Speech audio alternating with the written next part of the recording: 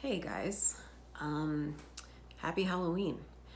This is my costume. This is what I like to call just woke up, smudged makeup, crazy hair, and kind of looking like a serial killer. So it kind of goes with the whole Halloween theme. But it also goes with the video that I wanted to do, which is on self-love and self-acceptance. So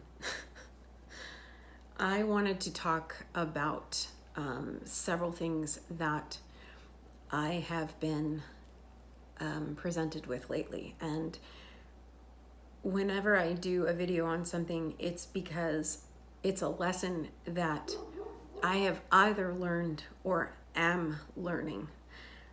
Because you know that my guides have danced in stage fright and been like, hey, we got a lesson for you. So we're going to kick your behind to a point where you have like one shred of dignity left. And then you're going to get to a point where you can teach it to other people so that you can stop them from going to a point that you've gotten to. Or it's going to be a lesson that's going to be ongoing for the rest of your life. And then you're going to teach it throughout life. So I never teach from a place of ego because everybody is a teacher and a student at the same time.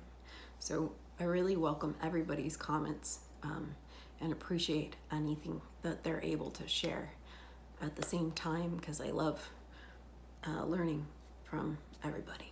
But having said that, this is some of the things that I've gotten on this. A lot of us empaths struggle with self-love. A lot of people struggle with self-love, period, but especially empaths. And it's easy to see why, because in the world, we are bombarded with messages all the time that we're not good enough. You turn on the TV for 5 minutes and all the sales messages are buy this because you're not good enough. And, and a lot of us grew up in circumstances where, we had very well-meaning parents and teachers and that, raised us with, messages of do this because this part about you is not good enough and you need to change it. And then we got into the work world and we got that same message over and over again. It's just because people don't really have enough knowledge to get around that. Most people just don't know how else to do it. So this is what I was given about that. A lot of times people have very legitimate concerns about themselves. And they see other people and they say, I want to be more like that person. That person can do this. And that person has this quality about themselves.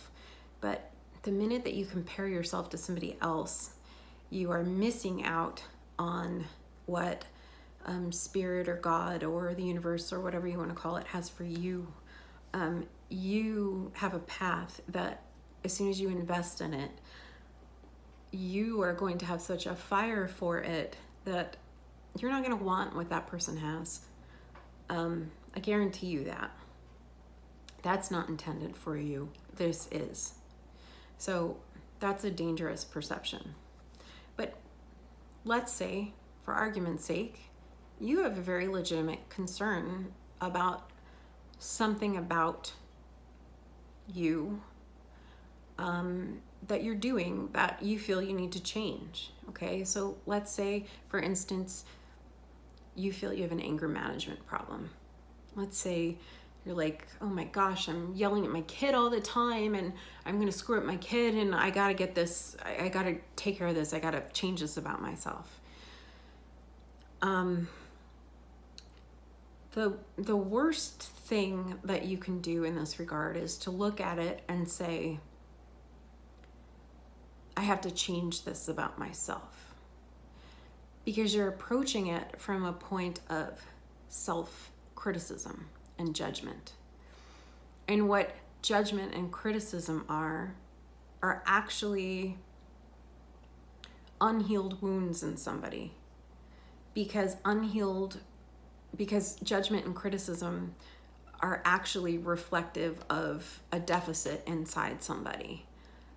Peace inside someone is never pointing a finger outward. So judgment and criticism are actually another vibration of anger. So when you approach something from judgment and criticism, or an unhealed wound or anger, you're already starting out on a position of negative. So you want to start out here. So how can you do that? A good way to start is to already look at yourself as whole, because you are. Everything that you have is who you are meant to be. And let me explain that. People are like scales. They're like spiritual scales. So here's you, right? So sometimes that scale gets out of balance. Maybe you've been out of balance your whole life. I was. Sometimes I still am. And so here's the scale, okay? And the parts of the scale that are on the very end is maybe your quote unquote anger management issue.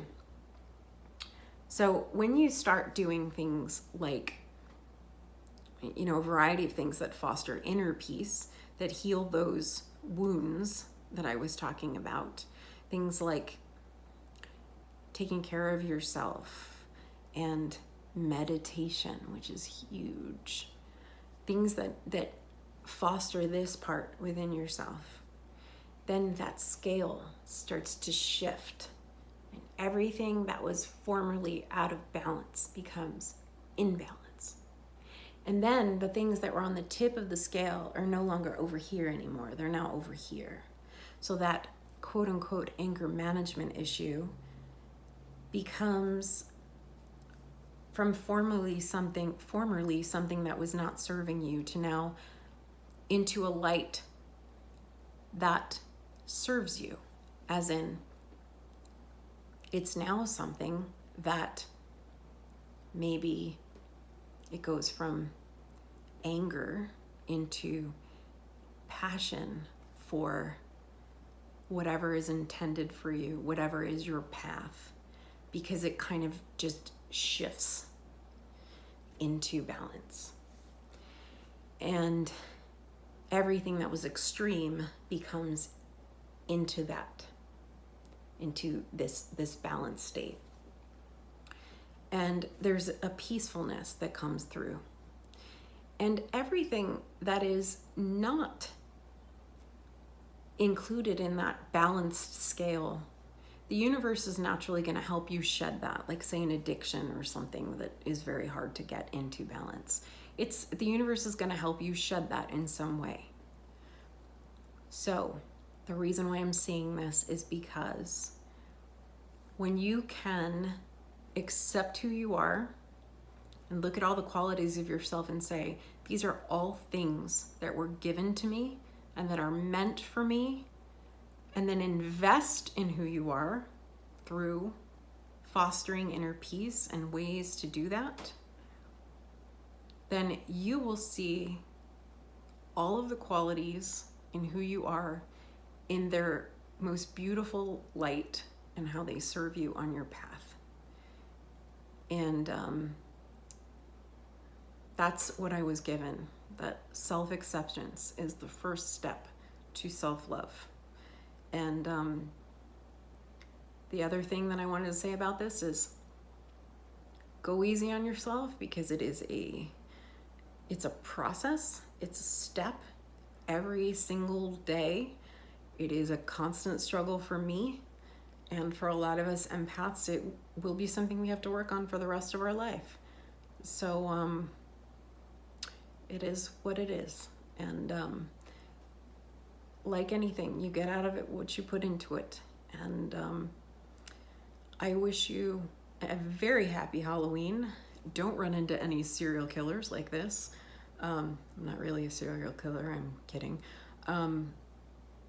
If I can help you with anything regarding self-love or any unhealed wounds, please let me know. Send me a message. I wish you a blessed day, and enjoy yourself.